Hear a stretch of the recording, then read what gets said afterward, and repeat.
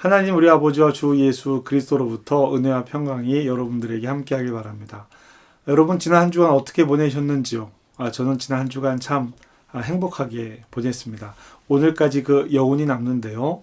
지난주에 있었던 온가족 축제 때문에 그렇습니다.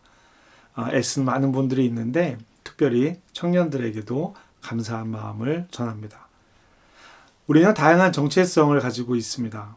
개인의 정체성은 그들이 속한 사회적 그룹, 문화 등에 따라서 다양하게 정의가 되죠. 예를 들면 국적이나 인종이나 성별, 역할, 직업 이런 것들이 정체성을 형성하는 요소가 됩니다. 이렇게 다양하게 정의되는 정체성에 따라서 우리는 또 다르게 정의되는 정체성에 따라서 우리가 살아가는데요. 그럼에도 불구하고 이런 다양하고 다른 정체성 중에서 우리가 동의할 수 있는 내용이 하나가 있습니다. 동의할 수 있는 정체성이죠. 그것은 우리가 그리스도인이라는 것입니다. 그리고 그리스도인이라는 정체성은 우리가 갖는 모든 정체성, 다른 여타 정체성의 가장 근본이 되는 정체성입니다. 그러니까 우리가 어떤 역할을 맡든 어떤 역할로 살든 무엇을 하든 그리스도인이다라는 것이죠. 예수님은 제자들과 함께 지내시는 동안 이 정체성에 대해서 제자들에게 말씀하시고 가르치셨어요. 오늘 말씀도 그런 의미에서 읽어야 합니다. 지금 본문에서 말씀하시고 있는 예수님과 제자들 사이에는요, 이 상황을 이해하는 아주 분명한 차이가 있습니다.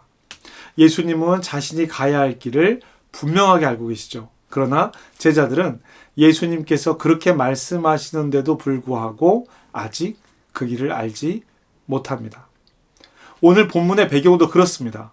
우선 지금 이 이야기 바로 앞에 기록된 이야기는 예수님께서 제자들에게 자신이 사람들의 손에 넘겨져서 죽음을 맞이하게 될 것이다 라고 말씀하시는 이야기예요. 그리고 죽은 지 3일 만에 다시 살아나게 될 것이다 라는 것을 이야기하고 계시죠. 그런데요, 사람들은 이 이야기가 어떤 의미인지 모릅니다. 이런 식의 이야기는 여기에만 있는 것이 아닙니다. 제자들의 어머니가 예수님을 찾아와서 자기 아들 하나는 오른쪽에 하나는 왼쪽에 앉게 해달라고 부탁하기도 합니다. 예수님의 제자들은 아직 예수님의 본래 의미, 의도를 알지 못한 상태다라고 볼 수 있는 것이죠. 제자들은 예수님의 순화에 대해서 이야기하는 것을 듣고도 돌아가는 길에 어떤 이야기를 합니다. 그냥 이야기 정도가 아닌 것 같아요. 격렬한 토론이 있었던 것 같습니다. 그래서 예수님은 집에 오셔서 제자들에게 무슨 이야기를 했는지 물으십니다. 너희가 길에서 서로 토론한 것이 무엇이냐? 예수님은 제자들이 무슨 이야기를 했는지 궁금해서 물으시는 것도 아니고요. 몰라서 물으시는 것도 아닙니다. 제자들도 그 이야기가 좋은 이야기가 아니었다라는 것을 알고 있는 것 같아요. 그래서 제자들도 아무 대답도 하지 못합니다. 왜냐하면 이들이 누가 큰지를 서로 토론하고 논쟁이 있기 때문이에요. 먼저 지금 이들이 집 안에서 이런 일들을 맡고 있는데 집으로 돌아오는 길에 어떤 일이 있었는지 살펴볼까요? 예수님께서는요, 베드로와 야고보와 요한을 데리고 변화산에 오르셨습니다. 그곳에서 우리는 다 아는 특별한 일이지만 다른 제자들은 모르는 그 일이 있었어요. 그리고 예수님은 제자들에게, 세 제자에게 이 일을 자신이 죽었다가 살아나기 전까지는 말하지 말라고 말씀하십니다. 제자들은 어떤 일이 있었는지 몰라요. 하지만 분명히 아는 것은 있습니다. 다른 제자들이 보기에 예수님께서 이 세 사람만 특별하게 대하는 것처럼 보여요. 더욱이 이들이 제자들 사이로 돌아왔을 때 제자들은 어려운 일을 당하고 있었습니다.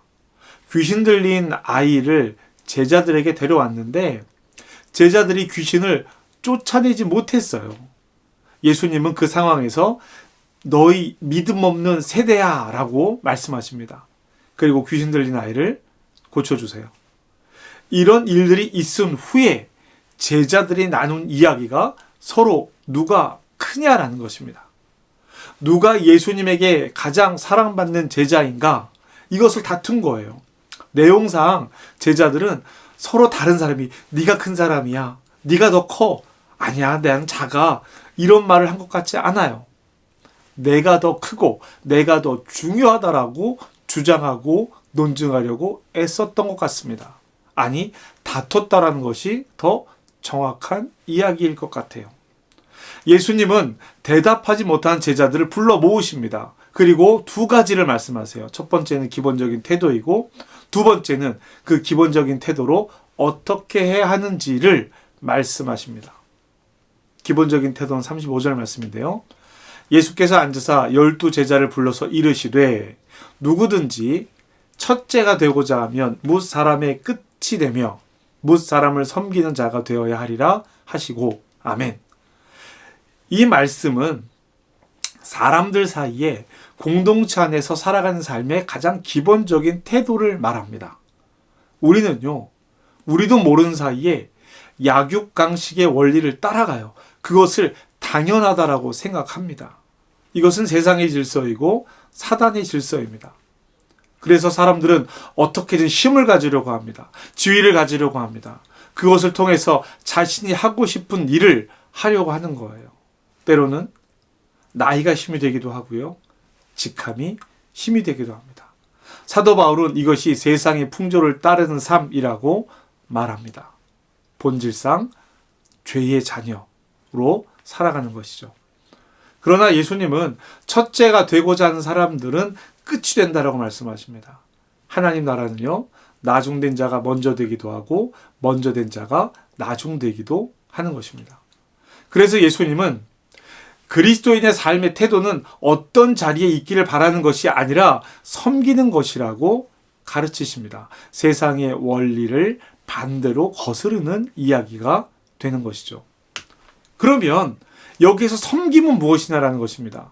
무엇이 섬김입니까? 나이 어린 사람이 나이 많은 사람을 섬기는 것을 말합니까? 약자가 강자를 섬기는 것을 말합니까? 섬긴다라는 말로는 예수님의 섬김의 내용을 정의할 수 없을 것 같아요. 그래서 예수님은 섬김의 대상을 분명하게 보여주십니다. 곁에 있던 어린아이 하나를 데려다가 가운데 세우시고 안으시며 이렇게 말씀하세요. 36절입니다. 누구든지 내 이름으로 이런 어린아이 하나를 영접하면 곧 나를 영접하며, 누구든지 나를 영접하면 나를 영접함이 아니요 나를 보내신 이를 영접함이니라. 아멘. 이 구절은 앞으로 제자들이 행할 일을 말하고 있습니다. 지금 이후로 살아가며 만나는 사람들에 대한 태도를 말하고 있는 거예요. 어린아이 하나를 세우고 말씀하시는 것을 기억하십시오. 당시 어린아이들은요, 지위가 가장 낮았습니다. 사회적인 약자가 어린이들이었어요. 법적으로나 관계적으로나 사회적으로나 가장 약자였습니다. 여러분, 이 말씀은요, 단순히 이 어린아이를 섬겨야 한다라는 이야기가 아닙니다. 어린아이도 섬김을 받을 사람들의 범주에 들어갑니다. 그들이 가장 약한 사람들이었기 때문이에요. 그러나 어린아이만을 이야기하는 것은 아닙니다. 그래서 이 섬김에는 조건이 없어요. 어린아이를 섬기는 것은 대가도 없고 조건도 없는 행동입니다. 갚을 수 있는 섬김이 아니에요. 그리스도인들에게 하나님의 은혜는 대가 없는 은혜입니다. 우리는 하나님으로부터 대가 없는 은혜의 구원을 받았어요. 그래서 우리의 은혜도 그렇습니다. 주님은 내 이름으로 영접한다라고 말씀하고 계세요. 섬김은 겸손함을 동반합니다. 대가를 바라는 것은요, 자신의 일이 교만하다라는 거예요. 내가 이런 일을 했는데, 내게 이렇게 했는데 어떻게 나에게 이럴 수 있어? 라는 마음이 교만한 마음에서부터 시작되는 것입니다. 어린아이를 세우신 예수님은 무조건적인 대가 없는 섬김을 말씀하십니다. 예수님은 그것이 나를 환대하는 방법이라고 말씀하시는 거예요. 마태복음 24장에서 동일하게 말하는 중요한 내용이 나옵니다. 예수님, 하나님에게 구별받은 의인들에게 하나님께서 말씀하십니다. 내가 줄일 때에 먹을 것을 주었고 목마를 때에 마시게 하였고 나그네 되었을 때에 영접했다. 이 의인들은요, 우리가 언제 그렇게 했냐라고 되묻는 거예요. 그러자 그들에게 지극히 작은 자 하나에게 한 일이 나에게 한 것이다라고 하나님께서 말씀하시죠.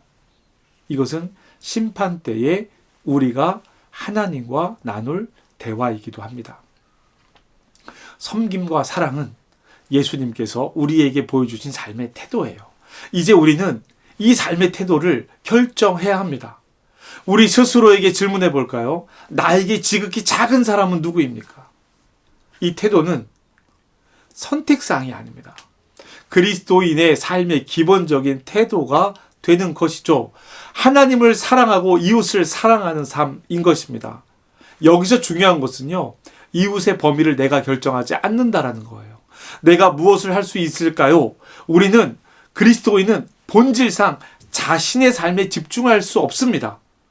그것은 세상의 방식이에요. 세상에만 집중하는 것 우리는 할 수 없는 것입니다. 만몬의 방식이기 때문이에요. 다른 사람이 어떤 상태에 있던 나와 관계없고 상관없다는 태도, 나만 잘 먹고 잘 살면 된다는 태도, 나의 유익이 최우선인 태도, 나의 유익을 위해서는 다른 사람이 해를 입어도 상관없다는 태도, 이 모든 것이 세상의 방식입니다. 우리는 무의식적인 편견이나 차별적인 태도를 깨닫고 극복해야 해요. 우리는 소외된 이웃을 돌보는 마음을 가져야 합니다. 우선은 공동체 안에서 시작해서 공동체 밖으로 우리의 관심이 확장되어야 합니다. 예수님께서 말씀하신 지극히 약한 사람들이 그곳에 있거든요. 예수님께서 말씀하신 지극히 약한 사람들이 그곳에 있습니다. 내 삶에, 내 가정의 지극히 작은 자, 연약한 자는 누구입니까? 예수님은 왜 이 말씀을 제자들에게 하신 것일까요? 그것도 여러 번에 걸쳐서 왜 그러셨을까요? 가만히 두면 우리는 죄된 본성으로 돌아가기 때문입니다. 그래서 우리는 하나님을 아는 일과 하나님을 믿는 일에 하나가 되기 위해서 날마다 새로운 마음을 가져야 하는 거예요. 여러분, 하나님을 섬기고 예수님을 섬기고 싶으신가요? 예수님의 말씀을 따르십시오. 예수님을 사랑하고 하나님을 사랑하는 마음을 드러내고 표현하고 싶으신가요? 예수님의 이름으로 이런 어린 아이 하나를 영접하는 것입니다. 예수님과 동행하는 삶을 살고 싶으신가요? 예수님의 이름으로 이런 어린 아이 하나를 영접하십시오. 내가 사는 것도 힘들고 내 가족을 돌보는 것도 힘든데 어떻게 이웃까지 돌보며 사나요? 그것은 힘들어서 못할 일입니다. 라고 말하는 것은 예수님을 영접하지 않겠다라는 말이기도 한 것입니다. 그리스도인의 시선은 밖을 향해 있습니다. 하나님은 우리에게 어떤 조건에 이르러야 섬길 수 있다고 말하지 않으십니다. 지금 내 상황에서 할 수 있는 일을 시작하는 것입니다. 세상은 더 높은 지위와 권력을 가져야 한다라고 가르칩니다. 그것이 성공이라고 말합니다. 그러나 예수님의 인생 성공은 섬김에 있습니다. 예수님이 이 가르침은 신앙의 영역이 아닌 삶의 모든 영역에 적용되는 거예요. 가정에서, 직장에서, 교회에서, 내가 속한 어떤 공동체에서 나는 예수님의 말씀을 어떻게 따를 수 있을까? 신앙 공동체에서도 우리는 서로 존중하고 섬기는 마음을 가져야 합니다. 어린아이 하나까지 말이죠. 우리는 서로의 필요를 살피고 기도하고 격려하고 위로해야 합니다. 우리가 만나는 모든 이들을 예수님의 눈으로 바라봐야 합니다. 그들을 사랑하며 섬길 때 우리는 하나님 나라의 복음으로 사는 것입니다. 사랑하는 성도 여러분, 우리는 이 땅에 잠시 머무는 나그네입니다. 하나님 나라의 나그네 된 백성이에요. 우리의 고향은 하나님의 하늘나라입니다. 그러나 이 땅에서의 삶은 우리가 하나님 나라의 가치를 실천하는 곳입니다. 예수님께서 우리에게 가르치시고 보이고자 하셨던 하나님 나라의 삶을 우리가 여기에서 살아가기를 결정하고 다짐해야 합니다. 무엇보다 우리가 서로를 사랑하고 섬길 때 하나님께서는 우리의 삶을 통해 영광 받으시고 우리 한민 공동체는 더욱더 하나님의 사랑으로 가득하게 될 것입니다. 함께 기도하며 예수님의 가르침을 삶 속에서 실천하는 우리 모두가 되기를 주님의 이름으로 축복하고 간절히 소망합니다. 기도하시겠습니다. 사랑의 하나님, 감사합니다. 우리가 서로 사랑하며 섬기며 살아가게 하여 주시옵소서. 예수님의 가르침을 따라 우리의 삶 속에서 작은 자를 섬기며 서로를 존중하고 배려하는 공동체를 이루게 하여 주시옵소서. 나에게 작은 자가 누구인지 발견하게 하여 주시옵소서. 예수님의 이름으로 기도합니다. 아멘.